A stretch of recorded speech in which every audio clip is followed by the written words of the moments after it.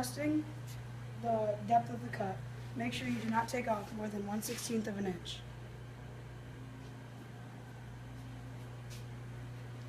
Also, when you're measuring how deep to cut it, measure the thickest part of the wood.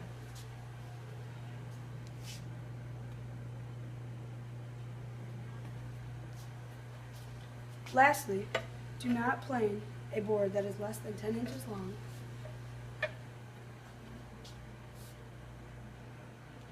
or less than 1/4 of an inch thick.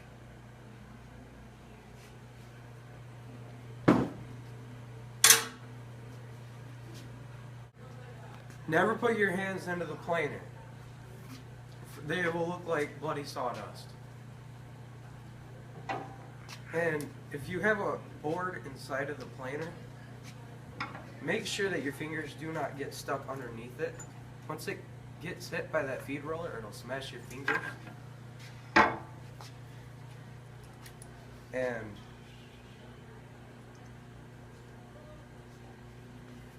if the board is in the planer, do not change the depth of the cut.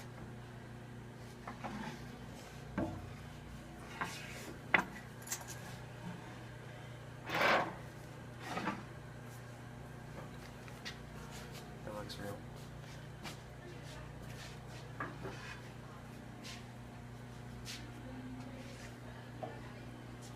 Do not plane stock with large splits or knots.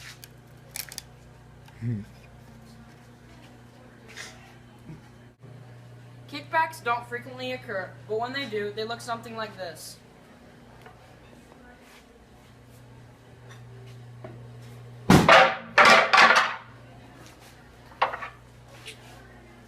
Due to this, you do not want to look into the planer.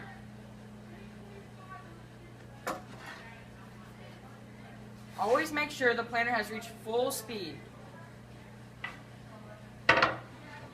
If the stock gets stuck in the planer, move around the board a little bit, and if it doesn't go, stop the machine and notify the instructor.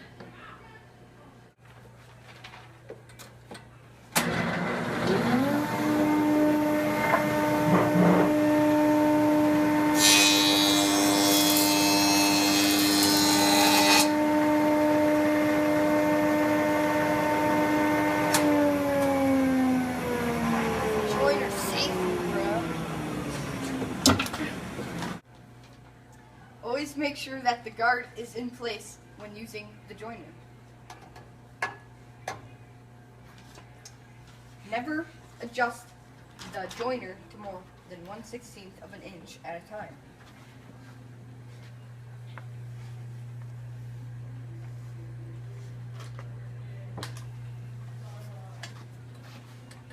Always make sure the wood that you're cutting is over 10 inches long. Voila.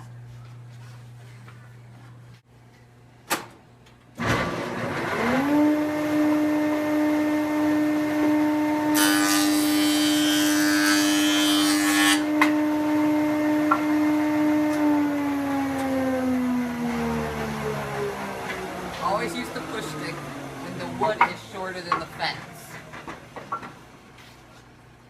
Always make sure the guard is closed before you pick up your wood.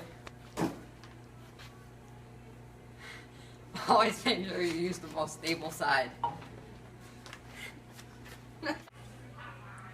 Make sure the outfit table is at the same level as the blades and is never to be adjusted by a student. Never joint end grain is a very dangerous ritual and may lead into splinters and cuts. Inspect your piece of wood before you join it for loose knots and loose cuts.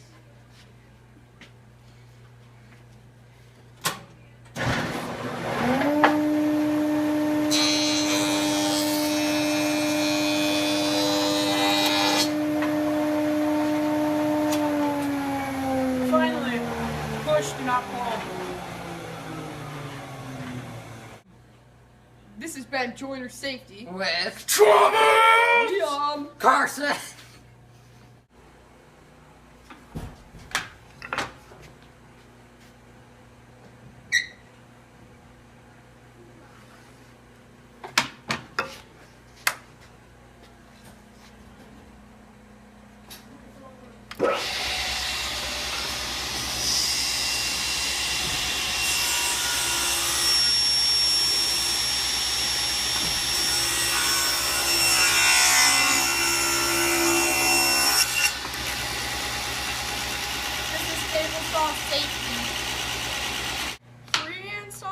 is when you push your board past the blade without using the fence, and it's dangerous and never allowed. Make sure when you're ripping a board, you push it completely past the blade. If you don't do that, there could be a kickback. Make sure the machine is fully off before making an adjustment, like moving the blade up and down. And then whenever you're using the table saw, make sure the guard is always in place. Alright, whenever you're cutting on the table saw, make sure that the blade comes about 1/4 of an inch above the stock. This way you can actually cut through the board all the way and not be left with just one part very, very skinny. Alright, so this is the fence. This is a miter gauge. When you're doing cross cuts like this, make sure you use a miter gauge, hold it firmly against it. And when you're doing ripping operations, use the fence.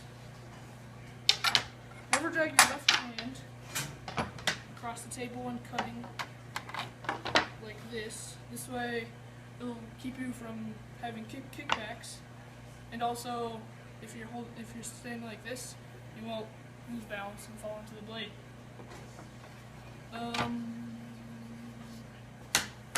So whenever the board is less than 5 inches in width, make sure you use a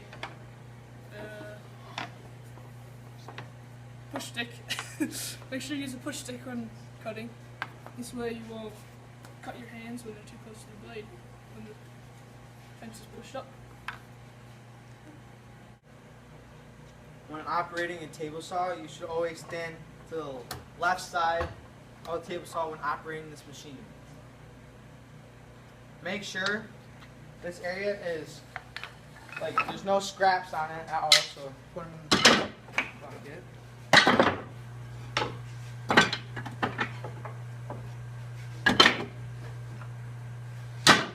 Like that. And when you are operating the table saw, kickbacks might occur, like this. Make sure when you're using the miter gauge, your left hand is supporting the wood and your right hand is pushing through. Never use the miter gauge in between the saw blade and the fence at the same time. I'm going to use my assistant to help me show the proper way to support wood.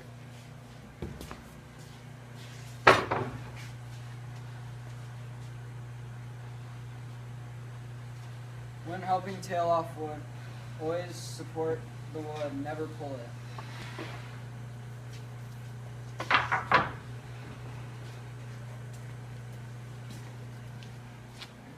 And never reach over the saw blade or grabbing wood over the saw blade when it's on.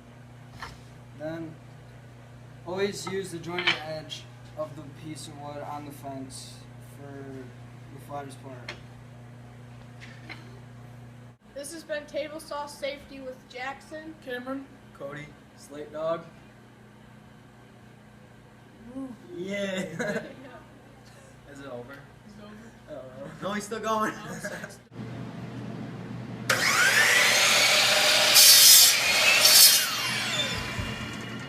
This is miter box safety.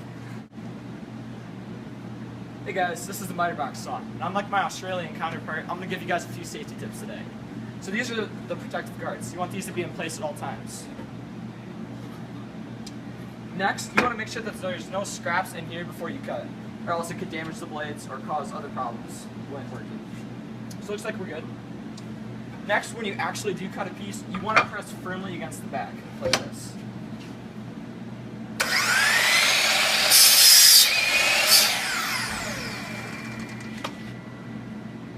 Finally, when you have excess wood, just throw it in the bin back here. Alright? Allow the blade to reach full speed before cutting the wood.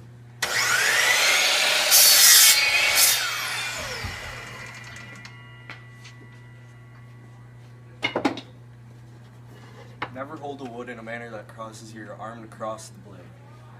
Always hold it secure and against the fence.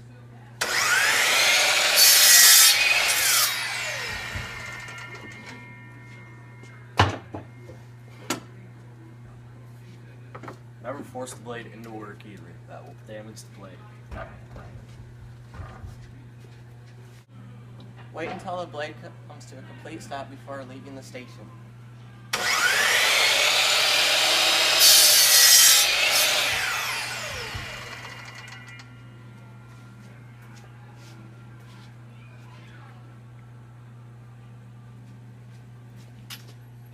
Also, wait until the blade comes to a complete stop before removing scraps.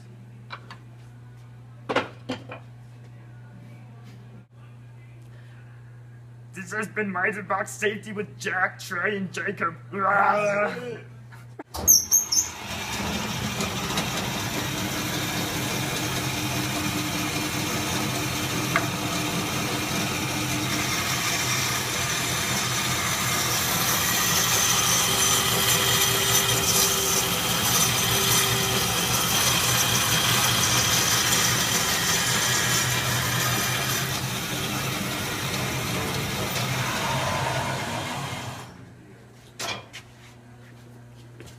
This is Bandsaw safety. I'm going to teach you how to use the bandsaw. First, you can loosen this thing and you can move this up and down. This is not the right way you want it because you can cut your hand off when it's like this. So you want to put your wood up against that, and then you move it 1/4 inch from the wood and you tighten it. Now you want to draw relief cuts so you have like a line to cut on.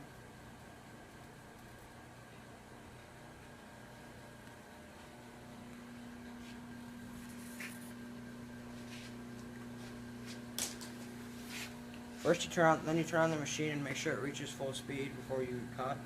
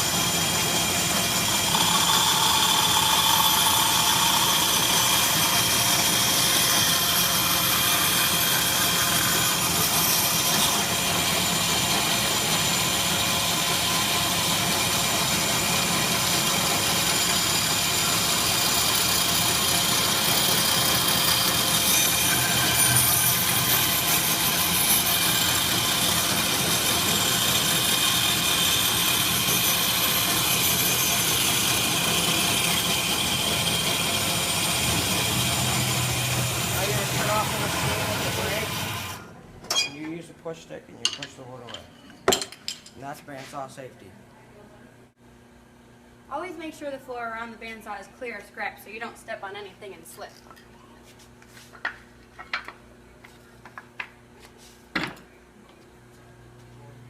Always make sure the saw is completely off before you make any adjustments to it so that it's safe.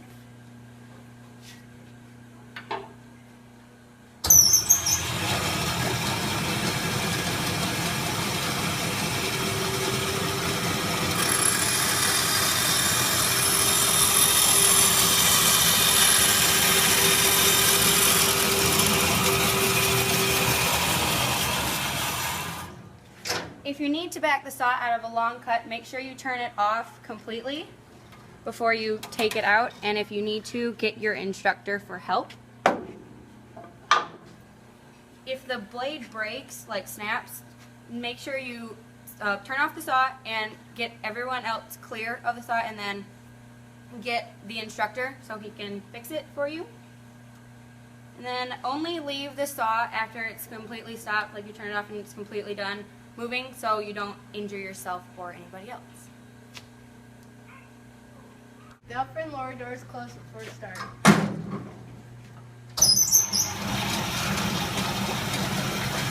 Use a push stick for cuts that place your fingers too close to the blade.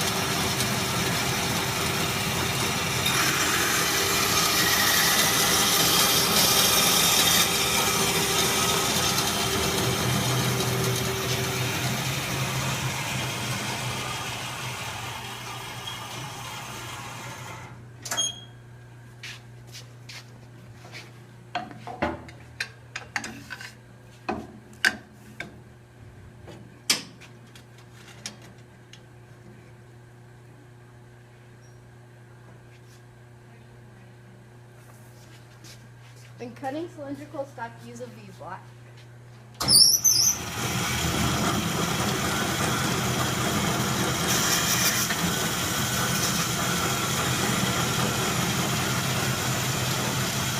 Never allow others to stand to the right of the bandsaw. If you hear a clicking noise, turn it off.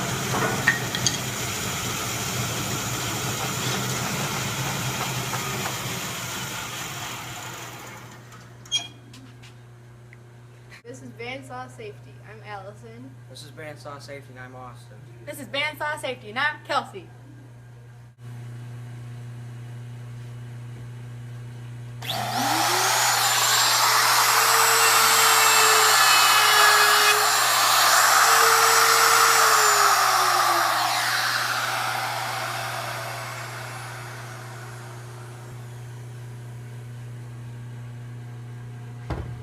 Hello guys, this is Route to Safety.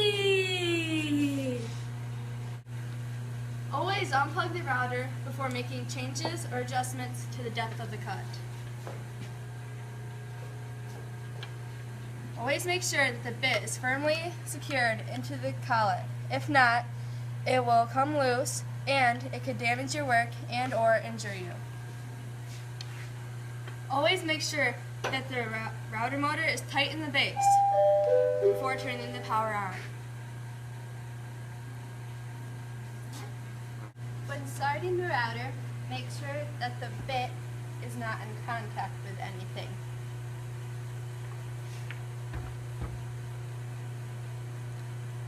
When you start the router, make sure you hold the handles firmly so the router does not slip.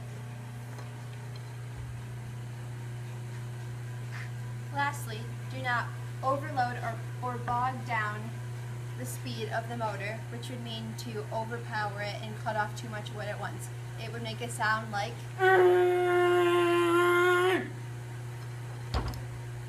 Several light cuts when large amounts of material is being taken off the wood.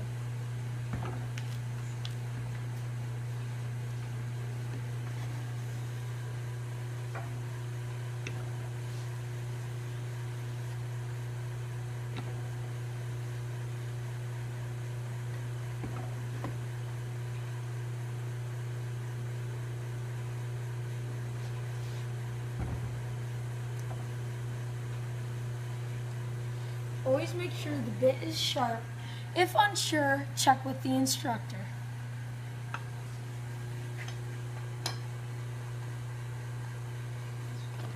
Always clamp or secure your work to the table when routering so it does not move or slip. For example, this curvy table.